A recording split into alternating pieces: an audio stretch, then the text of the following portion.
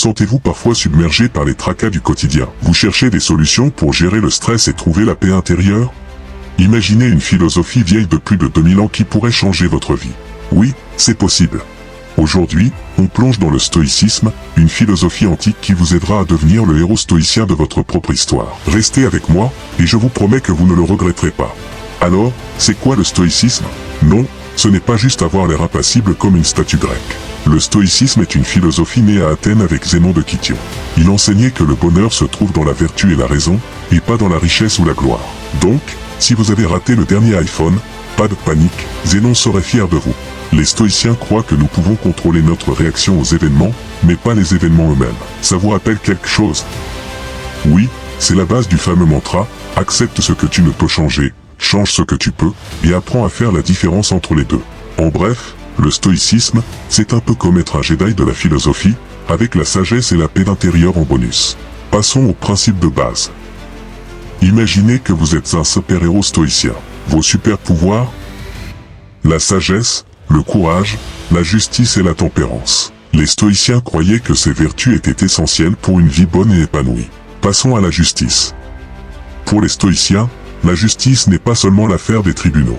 C'est une question d'équité, de respect et de bienveillance envers les autres. Traitez les gens comme vous aimeriez être traités. Oui, même ce collègue qui prend toujours votre tasse préférée. Respirez, soyez juste, et offrez-lui peut-être une tasse personnalisée, ou pas. Et enfin, la tempérance. C'est la vertu de la modération. Ne pas céder aux excès, qu'il s'agisse de nourriture, de boissons, ou de séries Netflix. Les stoïciens nous rappellent que la clé du bonheur réside dans l'équilibre. Alors oui, regardez cette série, mais peut-être pas toute la saison en une nuit, sauf si c'est vraiment, vraiment bien. Parlons du contrôle et de l'acceptation. Les stoïciens nous enseignent à accepter ce que nous ne pouvons pas changer. Si vous êtes coincé dans les embouteillages, inutile de klaxonner comme un fou. À la place, écoutez un bon podcast, comme celui-ci par exemple, et pratiquez la patience. Peut-être même que vous découvrirez que vous aimez les embouteillages. Bon, peut-être pas, mais vous voyez l'idée. Prenons un exemple, imaginez que vous avez préparé une présentation importante, et tout d'un coup, votre ordinateur plante. Catastrophe, non, mais au lieu de paniquer, souvenez-vous des stoïciens. Respirez, acceptez la situation et cherchez une solution. Peut-être que votre collègue peut vous prêter son ordinateur, ou peut-être que vous pouvez improviser. Les stoïciens nous apprennent à rester calmes et rationnels, même dans les moments de crise. Un autre principe clé, vivre en accord avec la nature. Non, cela ne signifie pas que vous devez déménager dans une cabane dans les bois et parler aux écureuils. Cela signifie comprendre notre place dans le monde et vivre de manière harmonieuse avec les autres. Marcus Aurelius, l'empereur philosophe, disait « La vie est ce que nos pensées en font ». Donc, transformez ces pensées négatives en positives, et vous verrez la différence. La nature humaine, selon les stoïciens, inclut la capacité de raisonner et de se connecter avec les autres. Vivre en accord avec la nature, c'est donc aussi cultiver nos relations et agir avec bienveillance. Imaginez si tout le monde pratiquait cela, un monde où chacun fait de son mieux pour être juste et bon. Utopique? Peut-être. Mais chaque petit geste compte, et c'est ainsi que les grandes révolutions commencent.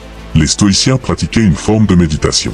Mais attention, pas de position de lotus ici. C'est plus une introspection quotidienne. Chaque soir, prenez quelques minutes pour réfléchir à votre journée. Qu'avez-vous fait de bien? Que auriez-vous pu mieux faire? C'est comme un journal intime, mais sans les pages roses et les autocollants de licorne. Marc Aurèle, dans ses « Pensées pour moi-même », nous offre un modèle de cette pratique. Il écrivait chaque jour pour clarifier ses pensées, renforcer ses valeurs et se préparer aux défis à venir. Vous pouvez faire pareil. Et rappelez-vous, ce n'est pas pour s'auto-flageller, mais pour s'améliorer continuellement. Enfin, concentrons-nous sur le moment présent. Les stoïciens nous rappellent que le passé est passé et que le futur est incertain. Ce qui compte, c'est le maintenant. Comme le disait Sénèque, pendant que nous perdons notre temps à hésiter et à différer, la vie s'enfuit. Donc, si vous avez envie de dire quelque chose à quelqu'un, faites-le maintenant. Sauf si c'est à votre voisin trompettiste. Dans ce cas, attendez peut-être un moment plus approprié.